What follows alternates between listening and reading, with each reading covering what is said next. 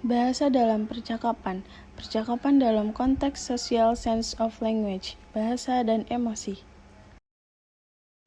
Ferdinand de Saussure membedakan makna kata langage, langue, dan parol, ketiga istilah yang berasal dari bahasa Prancis tersebut dalam bahasa Indonesia secara tidak cermat dan lazim dipadankan dengan satu istilah, yaitu bahasa. Padahal ketiganya memiliki pengertian yang sangat berbeda, meskipun ketiganya sama-sama bersangkutan dengan bahasa. Dalam bahasa Prancis, istilah langage digunakan untuk menyebut bahasa sebagai sistem lambang bunyi yang digunakan manusia untuk berkomunikasi dan berinteraksi secara verbal di antara sesamanya. Istilah kedua dari Ferdinand de Saussure, yakni langue, dimaksudkan sebagai sebuah sistem lambang bunyi yang digunakan oleh sekelompok anggota masyarakat tertentu untuk berkomunikasi dan berinteraksi sesamanya.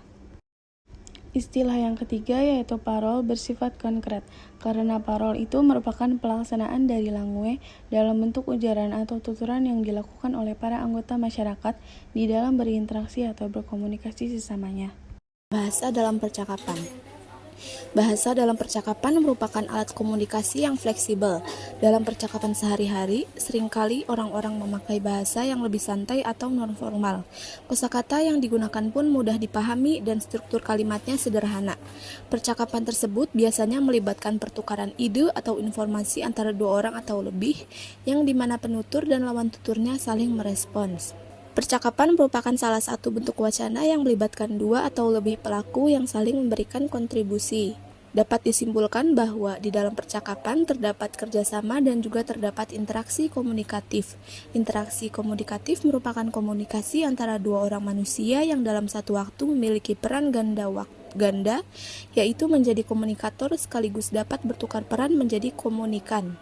Oleh karena itu, bahasa dalam percakapan berfungsi sebagai alat utama untuk menyampaikan informasi dalam bentuk tuturan. Keterkaitan bahasa dan emosi. Bahasa merupakan aspek penting bagi kehidupan anak, terutama pada era komunikasi global yang tentunya menggunakan bahasa sebagai media komunikasi. Menurut Silawati 2016, selain bahasa, emosi anak juga sangat berperan penting dalam perkembangan anak.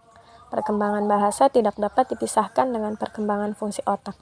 Peneliti neurolinguistik menyatakan bahwa dalam otak terdapat dasar yang paling fundamental untuk kemampuan berbahasa. Istilah emosi berasal dari kata emotus atau emover atau mencerca, to stir up, yang berarti sesuatu yang mendorong terhadap sesuatu.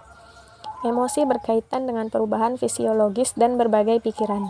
Jadi, emosi merupakan salah satu aspek penting dalam kehidupan manusia, karena emosi merupakan motivator perilaku dalam arti meningkatkan, tetapi juga dapat mengganggu perilaku internasional manusia, menurut Prawitasari 1995. Bahasa memiliki peran penting dalam percakapan sebagai alat manusia yang fleksibel dan efektif, memungkinkan pertukaran gagasan dan informasi antar individu. Dalam percakapan sehari-hari, penggunaan bahasa yang lebih santai dan non-formal mencerminkan sifat interaktif dan komunikatif dari interaksi tersebut. Emosi juga memainkan peran signifikan dalam penggunaan bahasa, di mana keadaan emosional seseorang dapat mempengaruhi cara berkomunikasi dan ekspresi. Oleh karena itu, memahami hubungan antara bahasa, konteks sosial, dan emosi sangat penting untuk memperkaya komunikasi dan interaksi antar individu. Dengan pemahaman ini, kemampuan berkomunikasi secara efektif dapat ditingkatkan, serta pemahaman tentang dinamika sosial dalam percakapan dapat lebih baik.